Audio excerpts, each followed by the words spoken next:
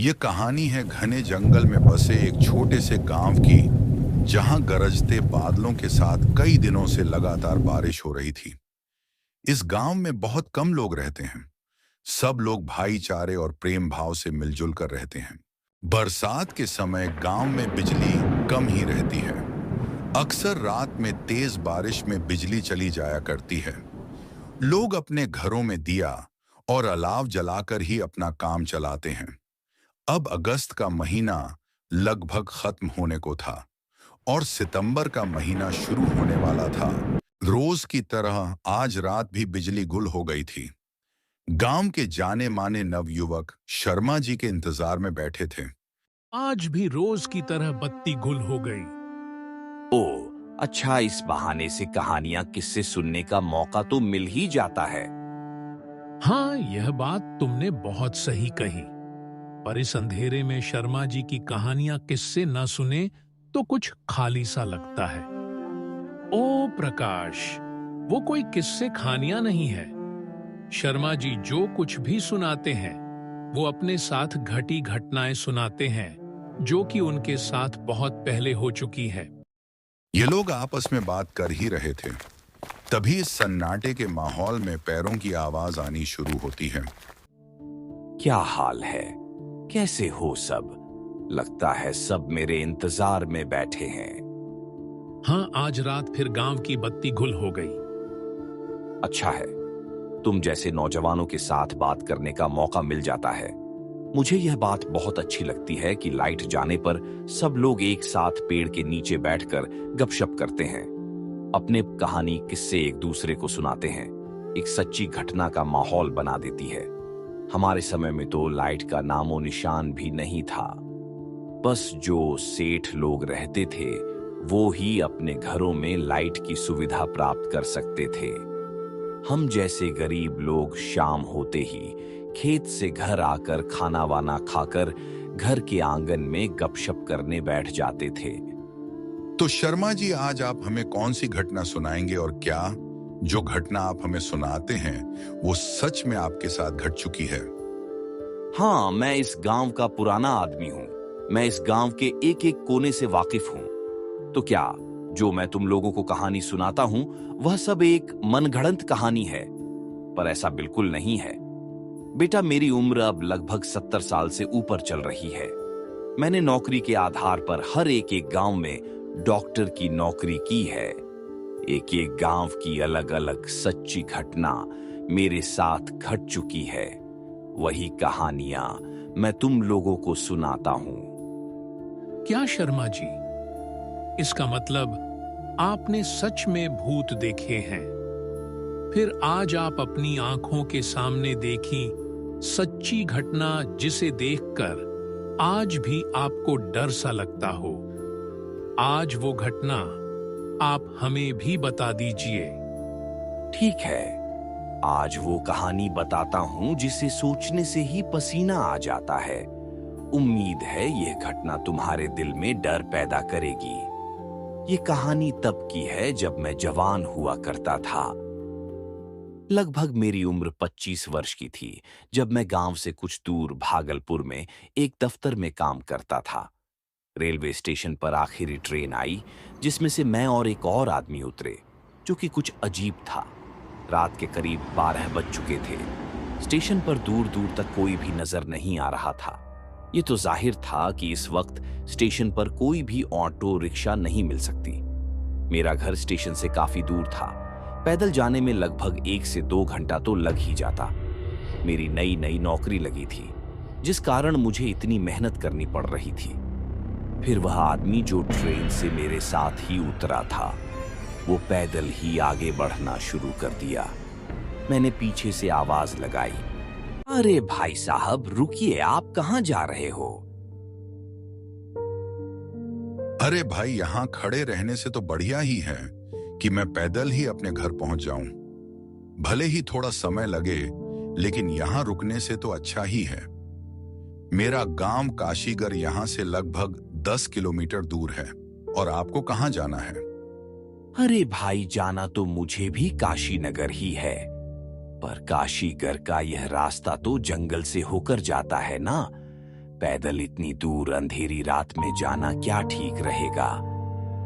अरे भाई, अगर तुम इन बातों पर विश्वास करते हो तो तुम मूर्ख हो।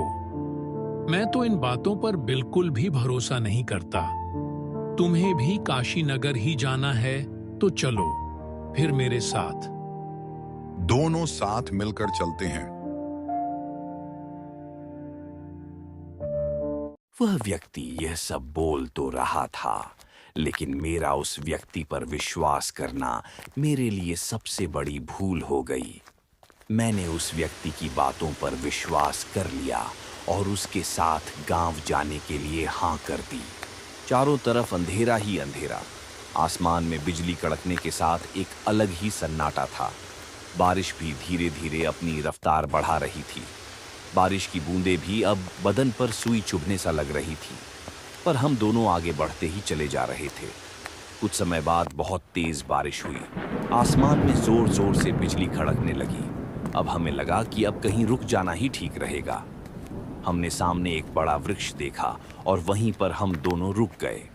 चारों तरफ अंधेरा ही अंधेरा और जंगल से सिर्फ जंगली जानवरों और बारिश की बूंदों के गिरने की ही आवाज आ रही थी, और इसके साथ साथ जंगल से कुछ अजीब तरह के जानवरों की भी आवाज आ रही थी। पर हम इतना ध्यान नहीं दे रहे थे।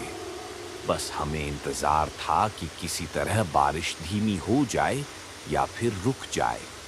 वैसे भाई साहब, आपने बताया नहीं आपका क्या नाम है और आप कहां से आ रहे हो? थोड़ी देर तक वह आदमी शांत रहता है और फिर बोलता है, क्या करोगे भाई जानकर? कौन सा इस सफर के बाद हमें दोबारा मिलना है? क्या मतलब? मतलब भाई, मैं तो शहर का आदमी हूँ। किसी काम से यहाँ गांव आया हूँ। कुछ समय बाद मैं यहाँ से चला जाऊंगा। अब इतने कम समय के लिए मुलाकात करने से क्या फायदा? ठीक है, मत बताओ, पर यह तो बता ही सकते हो कि तुम यहाँ किस काम के लिए आए हो। मैं यहाँ से किसी को अपने साथ ले जाने आया हूँ। अच्छा, चलो ठीक है। लगभग आधा घंटे बाद बारिश भी शांत हो चुकी थी। हम दोनों फिर से आगे बढ़ने लगे। यह रास्ता घनघोर जंगल और कच्चे रास्तों का था। गांव वालों का कहना था कि इस रास्ते पर रात को जो भी व्यक्ति पैदल आता है, अक्सर वह गांव तक नहीं पहुंच पाता। अब इसके पीछे का राज तो मुझे भी नहीं पता था। बारिश पड़ने के कारण जंगल में काफी ठंडी ठंडी हवाएं चल रही थीं और पैदल चलने में भी काफी मजा आ रहा था। लेकिन जंगल से आने वाली जंगली जानवरों की आवाज कहीं ना कहीं मुझे भयभीत सा कर रही थी।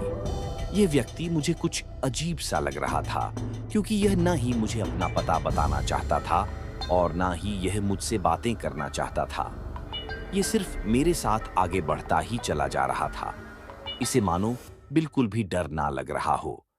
पर मैंने भी उस पर इतना ध्यान नहीं दिया और मैं भी उसके साथ आगे बढ़ता रहा।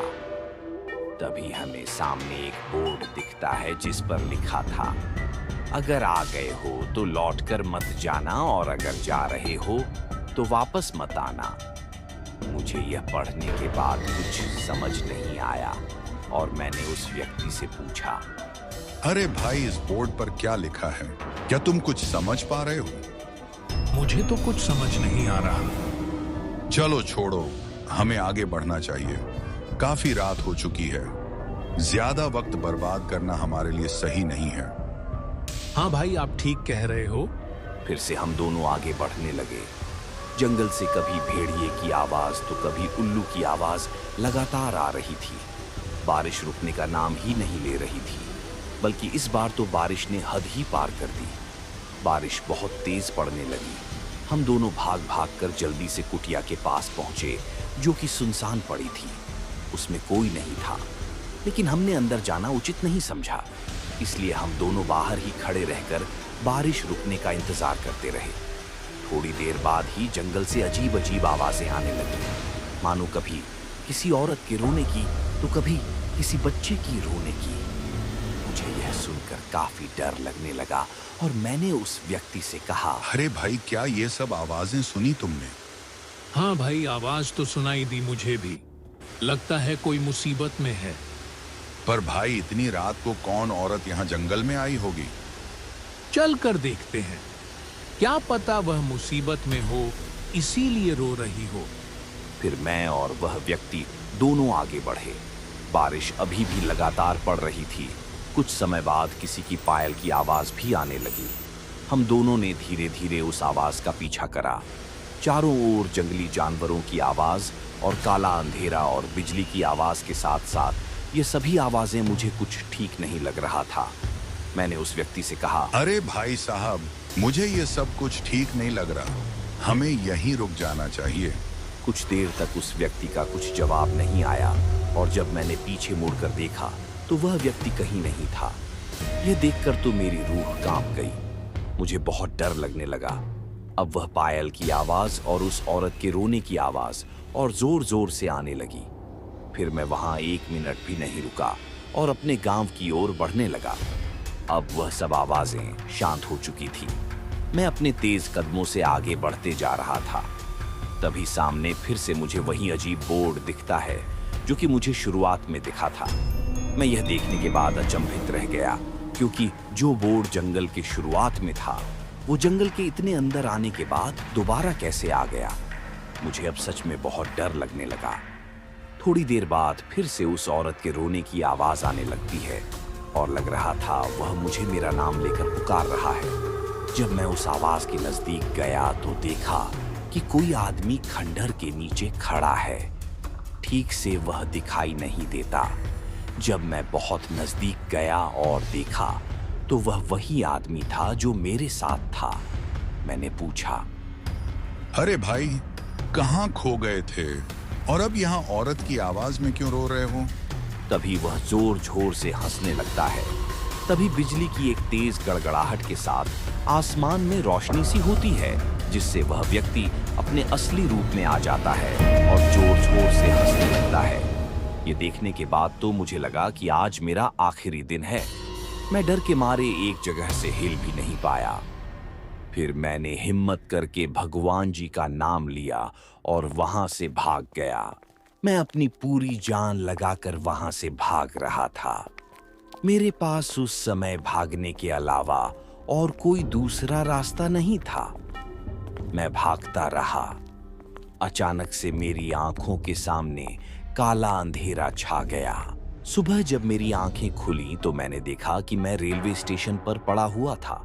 मुझे कुछ भी समझ नहीं आ रहा था। मैं वहां से तुरंत ऑटो पकड़कर अपने घर वापस आ गया और फिर मैंने कभी भी उस दफ्तर में रात की ड्यूटी नहीं की और आज भी मैं उस स्टेशन पर रात को जाने से बहुत डरता हूं। उस दिन के बाद मैं रात को ना ही उस स्टेशन की तरफ गया और ना ही रात की ड्यूटी की।